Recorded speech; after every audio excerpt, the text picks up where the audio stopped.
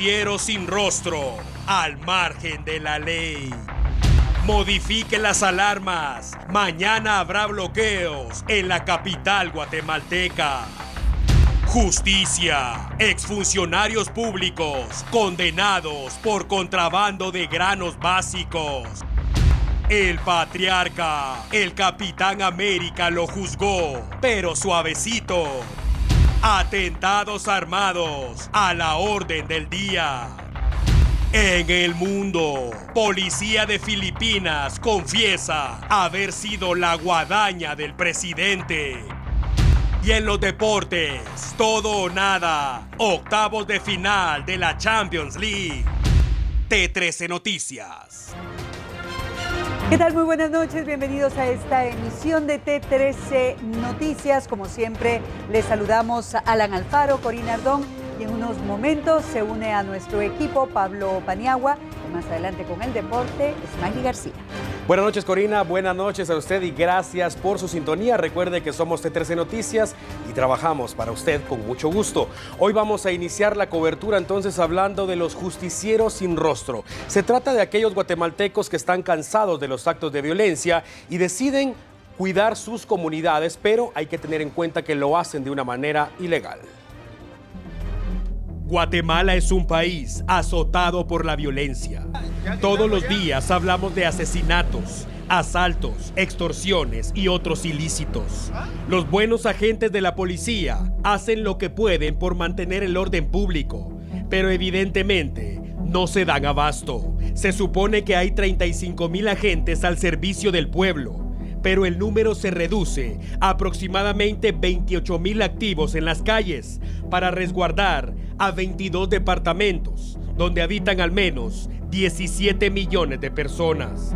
El presupuesto no es adecuado, no hay suficientes radiopatrullas, muchas veces no hay combustible y pese a ello, la sociedad en general les exige resultados positivos e inmediatos. Nadie tiene la varita mágica para la solución a los embates de la violencia en nuestro país. Ante ello, existen grupos que se supone se han organizado para cuidar a sus comunidades. Se cubren el rostro. Muchas veces están armados sin el permiso respectivo. Montan operativos en busca de delincuentes, montan puestos de retén e incluso realizan allanamientos. Hay muchas personas que apoyan este tipo de acciones y aseguran que solo así han logrado reducir los niveles de violencia en sus comunidades. Pero todos debemos tener claro que esas acciones también van en contra de las leyes guatemaltecas. Esas facultades son exclusivamente de la Policía Nacional Civil, pero lamentablemente parece que esos grupos se han convertido en un mal necesario. Por otra parte, hay que tener en cuenta que en ocasiones anteriores, este tipo de organizaciones han perdido el objetivo y terminan poniendo de rodillas a las comunidades. El rostro cubierto y armas parece que no son una buena combinación y los grupos han terminado convertidos en extorsionistas, dedicados supuestamente a cuidar al prójimo. No tienen tiempo de trabajar. Entonces, ¿de dónde sale el dinero para mantener a sus familias?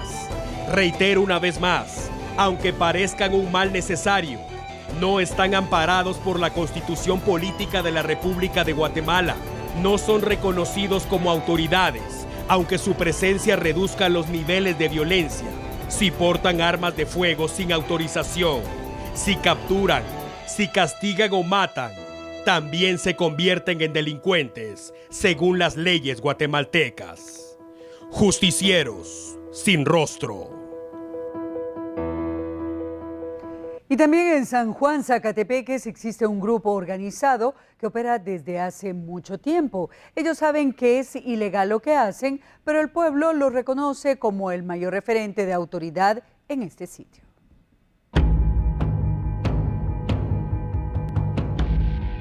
Se cubren el rostro por seguridad y aseguran no utilizar la violencia, claro, si no es necesario. Hablamos de los justicieros sin rostro de San Juan, Zacatepeques, específicamente de la aldea Sacsui. Cansados de la ola de violencia que se vive hace mucho tiempo, decidieron organizarse y salir a las calles a patrullar. Todo aquel vecino que ingresa a aquel lugar a bordo de un automóvil debe de bajar sus vidrios e identificarse plenamente en un puesto de registro. Los motoristas son registrados y deben de quitarse el casco protector. Quien desobedezca la orden podría enfrentarse a toda una turba de vecinos enardecidos. Aunque hay presencia policial en la zona, el pueblo reconoce a los guardianes como los mayores referentes de seguridad. Ellos saben muy bien que es ilegal lo que hacen, pero aseguran que no dejarán de hacerlo mientras el pueblo los apoye. Para nosotros aquí en esta aldea es una aldea pacífica. Gracias a Dios aquí no hay violencia, nosotros no somos violentos y aquí la idea es mantener a la aldea limpia en todo sentido. Pero nosotros aquí no usamos violencia. Aquí tratamos la manera de usar la inteligencia en el sentido de que la violencia trae más violencia. Los vecinos de Saxuy aseguran sentirse protegidos y no importa que tengan que salir a las calles por la noche con el rostro cubierto armados con piedras y palos o turnarse para formar parte del puesto de registro en la entrada de la comunidad. Lo importante acá es velar porque ningún pandillero ingrese a la comunidad a delinquir. Todo lo que es el pueblo de San Raimundo y parte de San Juan, por la misma iniciativa de todas las comunidades, de por sí ha sido muy tranquila, pero son regiones colindantes, por decirlo así, u otras colonias que realmente son las personas quienes vienen y acuden a estos lugares con esas intenciones de perjudicar a la gente y a la población. Nos sentimos tranquilos, podemos tener nuestros negocios, nuestras casas, sin ningún problema. O sea, ya tengo rato de estar acá y yo no he visto ninguna delincuencia. O sea, puedo dejar hasta abierto mi negocio porque no pasa nada. Si usted pretende viajar a este lugar, será mejor que se acople a las medidas de seguridad impuestas por los justicieros sin rostro, porque podría terminar en serios problemas. ¿Vos sabés de dónde sos? De San Raimundo, ok. Si vos sabés, va toda la gente que es de San Raimundo y todos estamos organizados, ¿no? Y si te das cuenta, en esta aldea has venido o no has venido. Te has dado cuenta que es una aldea muy pacífica, ¿sí? Entonces, muchas gracias. Hazme favor, bajar los vidrios. Si no debes nada, no tengas pena. Vos bajar los vidrios, aquí te cuidamos. En lugar de hacerte un daño, te cuidamos, ¿oíste? Situación similar ocurre al sur del país. En ese lugar, los vecinos se han organizado de tal manera que están utilizando la fuerza para dejarle claro a los delincuentes que de ser sorprendidos delinquiendo, no habrá una segunda oportunidad. Son hombres con la cara tapada, justicieros sin rostro, y están dispuestos a todo, con tal de, según ellos, hacer justicia en su comunidad y defender al pueblo de los delincuentes. Esto está pasando en el cantón La Piedad 2 del municipio de San Felipe Retalhuleu, y el lema de estos hombres es ladrón visto, ladrón vapuleado. Estamos cuidando a todas nuestras familias, y a las familias, a los niños, a las señoritas, por tanta delincuencia que hay, ¿verdad? Y mucho, pues, aquí en esta comunidad pues ha habido mucho, hasta robos. Las personas de otros lugares estaban viniendo a asaltar, por decir así, o a fregar en las noches, venían a tocar puertas. Entonces nosotros los vecinos nuevamente nos estamos levantando porque estamos cansados ya de tanta delincuencia en nuestra comunidad. Y aparte de eso, no son los de esta comunidad, sino son los de otros lugares los que vienen a molestar. Aunque la medida radica en la necesidad, según los pobladores, de seguridad y sin importar el pensar de cada quien, es importante recordar que esta acción va en contra de las leyes guatemaltecas y por ende pueden ser capturados y castigados. El tema de la jornada, definitivamente le damos la bienvenida a nuestro compañero Pablo Paniagua. Buenas noches. Este es un tema, compañeros, que vale la pena tomar en cuenta como sociedad en general, porque como lo indicábamos en las notas anteriores, pareciera un mal necesario. La Policía Nacional Civil habla de 35,000 agentes efectivos para el resguardo de más de 17 millones de personas, o al menos 17 millones, no tenemos una cifra exacta. A esta cantidad de agentes hay que descontarle los que están de vacaciones, los que cuidan personalidades, etcétera, etcétera. Se habla de un número de aproximadamente aproximadamente 28,000 agentes efectivos en las calles resguardando al pueblo guatemalteco, lo cual definitivamente, y las cifras lo dicen también, no es suficiente. Entonces vienen estos grupos, se organizan de tal manera que, como lo escuchamos también, pareciera efectivo, pero hay que recordar sobre todo que están al margen de la ley. Eso sobre todo, compañeros, recordar que por un lado, como tú bien comentabas, la seguridad con la que cuenta el Ministerio de Gobernación no se hace suficiente en nuestro país, pero no podemos tomar iniciativas que están al margen de la ley. Todos estamos sujetos a un ordenamiento legal en nuestro país que debemos atender y esperemos a ver qué pasa con estos grupos que pareciera que van en incremento.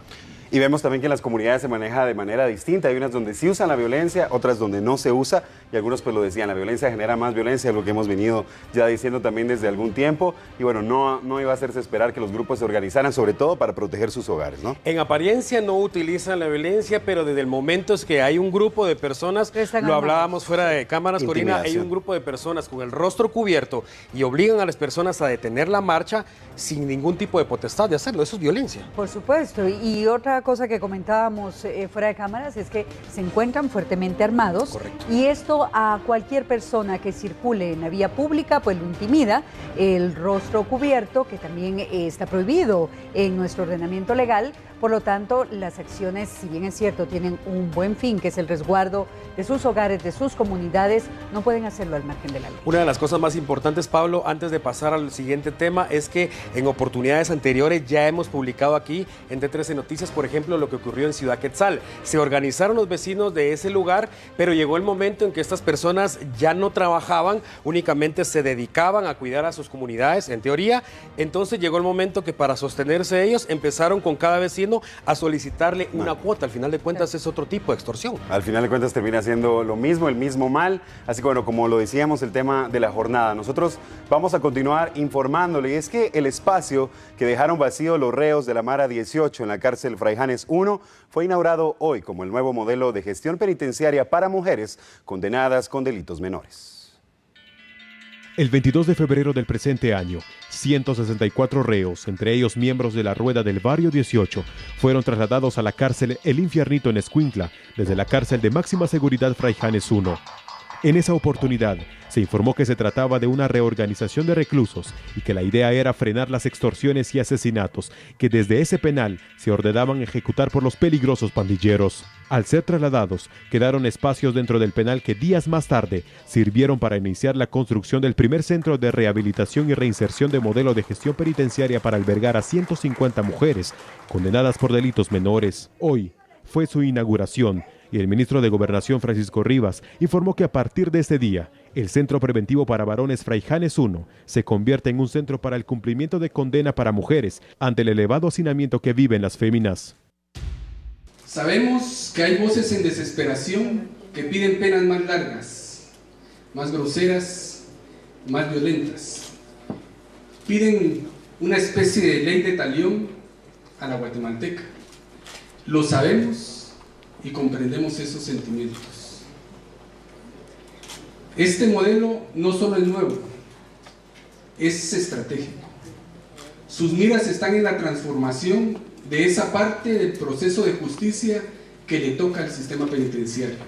El edificio no sufrió modificaciones significativas, pues las instalaciones con las que se contaba fueron limpiadas y readecuadas para convertirse en el primer centro en ser administrado bajo el modelo de gestión penitenciaria. Cambiamos el orden de la información para hablar de las condiciones del tiempo. Según los expertos, está por desaparecer el último frente frío de la temporada que marca el inicio de la época del verano. En Guatemala, marzo se caracteriza por ser el mes de transición entre la época fría y calurosa. Según el INSIBUME, solo en la ciudad capital se espera que los termómetros registren temperaturas de 30 grados centígrados y para las regiones de Oriente, Norte y Caribe por arriba de los 42. Preocupa que las altas temperaturas vienen acompañadas con fuertes vientos, situación que complica el control de los incendios forestales. Por esa razón, en el Congreso de la República se analizará declarar alerta anaranjada. Los departamentos más vulnerables para los incendios forestales son ubicados al norte del país, como Petén, por las altas temperaturas y por el bosque que los rodea. Solo el fin de semana se registraron más de 10 incendios forestales en diferentes puntos del país, los cuales se prevé que continúen durante los próximos días. La mayoría de incendios forestales son provocados, sin embargo, por las altas temperaturas y los fuertes vientos, estos se hacen más extensos, poniendo en peligro viviendas aledañas. Por ello se están tomando acciones.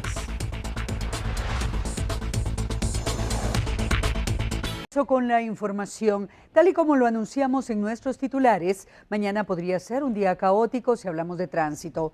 Lo recomendable es levantarse un poco más temprano y salir antes de casa para evitar quedar atrapado en el congestionamiento vehicular. Es importante tomar nota de los horarios y puntos que serán bloqueados. El inicio de la protesta está estipulado para las 7 de la mañana, por lo que se recomienda salir una hora antes de lo habitual, para evitar el caos vehicular. Los puntos afectados por los manifestantes serán kilómetro 4 ruta al Atlántico, Calzada Roosevelt y Periférico con rumbo a Zona 1, Aguilar Batres y Trébol Zona 11, Boulevard Obelisco. Se tiene previsto que los manifestantes se movilicen al Congreso de la República, donde se reunirán a las 11 de la mañana, y más tarde se movilicen a la Plaza de la Constitución, donde se realizará la actividad central alrededor del mediodía. La Policía Municipal de Tránsito y la Unidad de Tránsito de la PNC recomiendan rutas alternas y no visitar la Zona 1 a menos sea necesario. Pasamos a otro tema y en jurisdicción de Escuintla la policía capturó a Juan Sud Algua de 35 años. Llevaba un machete manchado con sangre al momento de ser arrestado y se supone que minutos antes atacó a 3 personas quienes terminaron en un hospital. Los uniformados investigan el caso y más tarde informaron que además del arma blanca también llevaba una pistola. Las 3 víctimas son integrantes de una misma familia y se desconocen los motivos del ataque. Mientras se investiga, Juan Sud fue consignado a los tribunales de justicia y permanece en prisión preventiva. Y en otro tema, el secretario de Estado para Asuntos Internacionales de Narcóticos de los Estados Unidos, William Bromfield, visitó el país para sostener una reunión con el mandatario Jimmy Morales, en la cual abordaron temas de combate al narcotráfico. Creo que el gobierno guatemalteco ha tenido éxitos notables, medibles y hasta cierto punto sensacionales en sus esfuerzos para combatir el tránsito de la droga ilícita por el territorio nacional de Guatemala. La verdad es que el gobierno guatemalteco ha establecido las tácticas y las estrategias, las unidades especiales, el equipo necesario para tener un impacto contra las organizaciones criminales que amenazan a todos nosotros. Bromfield remarcó el trabajo contra la corrupción del gobierno de Jimmy Morales, que con evidencias contribuye a la transformación de instituciones del país. Y tengo que decirlo con claridad, señoras y señores, este gobierno ha tomado decisiones para eliminar gente contra los cuales hay evidencia. Tienen su derecho en tribunales acá o en tribunales en los Estados Unidos de presentar su evidencia. Tienen derecho de evidencia, derecho de expresar sus posiciones, pero lo importante es si el gobierno ha tomado o no ha tomado acciones para controlar y eventualmente eliminar ese tipo de actividad. La justicia halló culpable y condenó a 2 exfuncionarios por contrabando de granos básicos. Elmer López y Fidel Ponce, exministro y exviceministro del Ministerio de Agricultura, fueron condenados por el delito de incumplimiento de deberes a 3 años de prisión inconmutables, porque aceptaron su implicación en la compra de maíz y frijol de contrabando en el llamado caso El Bodegón. El juez Villatoro suspendió la condena por 5 años con la condición que López y Ponce no deberán cometer otro hecho ilícito durante ese tiempo. De lo contrario, cumplirán los 3 años en la prisión y la imputación del nuevo delito cometido. En el caso del bodegón se acusó a los exfuncionarios y particulares de haber integrado una organización criminal que se dedicó al contrabando de granos básicos, estos en mal estado, que fueron comprados por el MAGA durante un estado de calamidad y entregados a familias necesitadas con el programa Hambre Cero del Partido Patriota. A los exfuncionarios condenados, López y Ponce, se les señaló de la elaboración del contrato ilegal para la compra y distribución de los granos con la empresa El Bodegón. Ambos quedaron en libertad condicional. El 7 de enero del año 2015. Gracias por su sintonía, somos T13 Noticias y trabajamos para usted. Vamos a iniciar este bloque de noticias hablando del personaje que controló o que se supone controló el trasiego de cocaína desde Guatemala hacia Estados Unidos y México durante mucho tiempo. Tras ser enviado a Estados Unidos, todos pensaron que viviría la pesadilla que teme todo narcotraficante, pero al final de cuentas le fue bastante bien.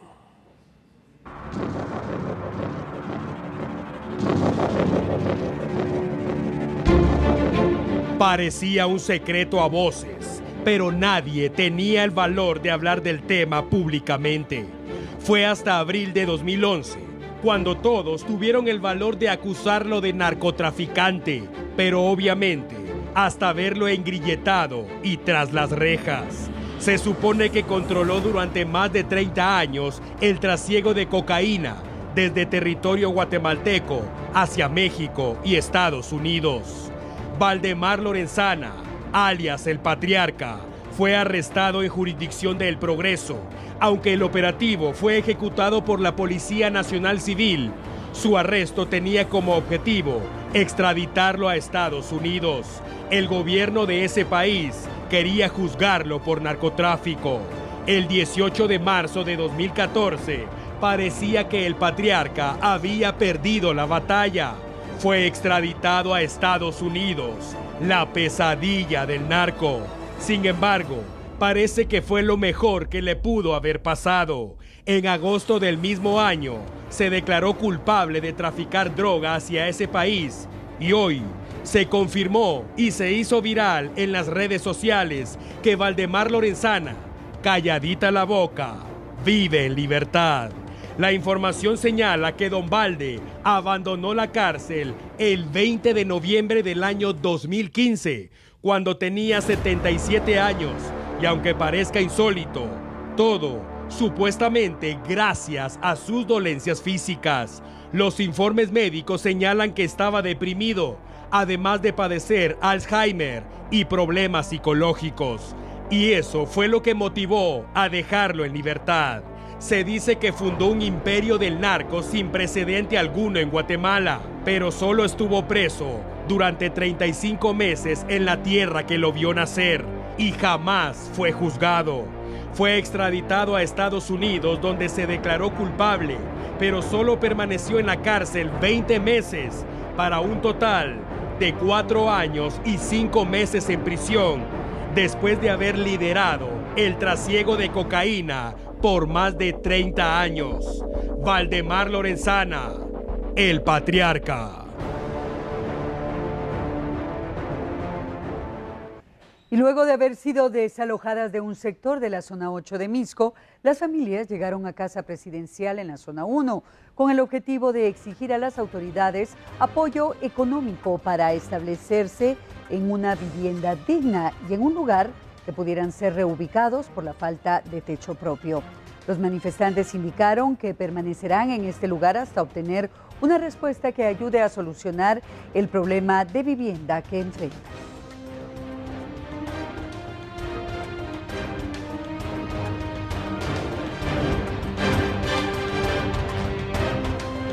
Bien, hablamos ahora de la disputa territorial entre dos comunidades del departamento de San Marcos. No solo han cobrado la vida de varias personas, sino además se tiene previsto que mañana se podría complicar el tránsito vehicular en esa zona. Pobladores de Ixiguán y Tajumulco, San Marcos, advierten que bloquearán carreteras si no se solventa la disputa territorial que existe entre ambos municipios desde hace más de una década. Los problemas ya han cobrado la vida de 6 pobladores.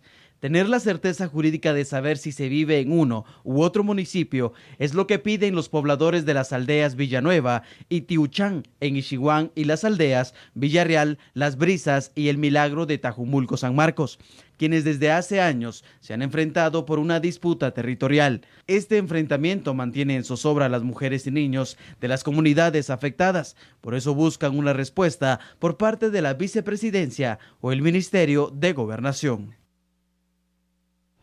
Y en el departamento de Sololá se registró un pavoroso incendio en un mercado que por fortuna no cobró la vida de personas, pero sí le pasó una factura bastante costosa a los vendedores afectados. Una fuga en uno de los cilindros de gas o un cortocircuito en el fluido eléctrico son dos de las posibles causas que provocaron un pavoroso incendio en el mercado central del departamento de Sololá. Teniendo las fuertes ráfagas de viento como su cómplice, las llamas se expandieron rápidamente en varios locales y las pérdidas son altas. Aunque los socorristas trabajaron de la mano con los agentes de tránsito y los vendedores del mercado, fue difícil controlar el siniestro. Lo importante a resaltar acá es que no se registraron víctimas con quemaduras ni tampoco intoxicados. Sin embargo, las pérdidas superan los 80,000 quetzales. Los vecinos ahora deben iniciar de nuevo y volver a invertir lo que tenían en su negocio, si es que quieren continuar dedicándose al comercio.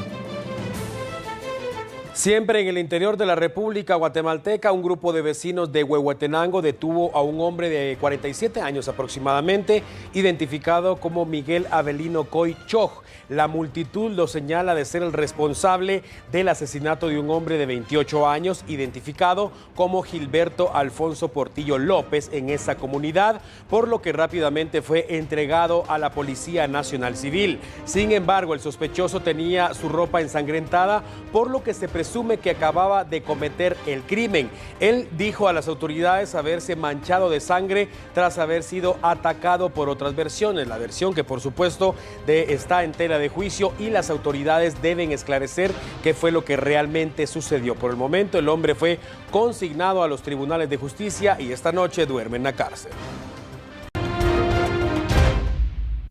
Estamos de regreso con la información nacional. Al oriente del país, sicarios con armas de grueso calibre intentaron dar muerte a un exadministrador de un mercado. Sin embargo, su puntería les falló y al final terminaron asesinando a un adolescente de 14 años.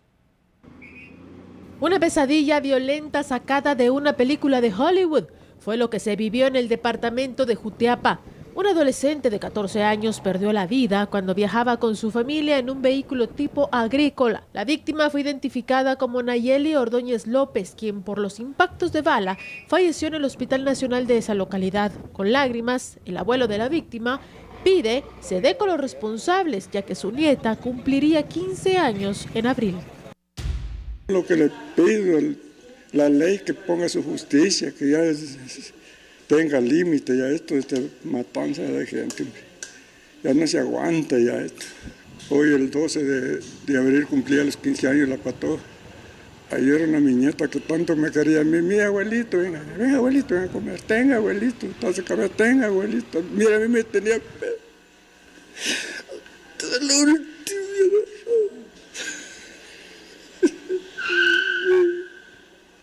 Nunca pensó esto.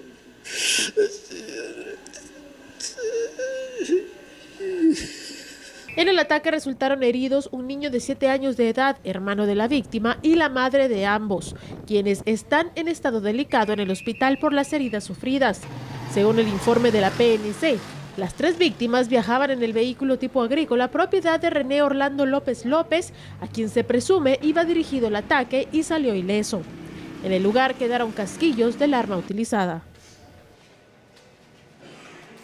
Un piloto se salvó de morir en manos de sicarios que le dispararon desde una parada de autobús en la zona 18. En su intento por cobrar el dinero por el crimen, el sicario hirió a una pasajera.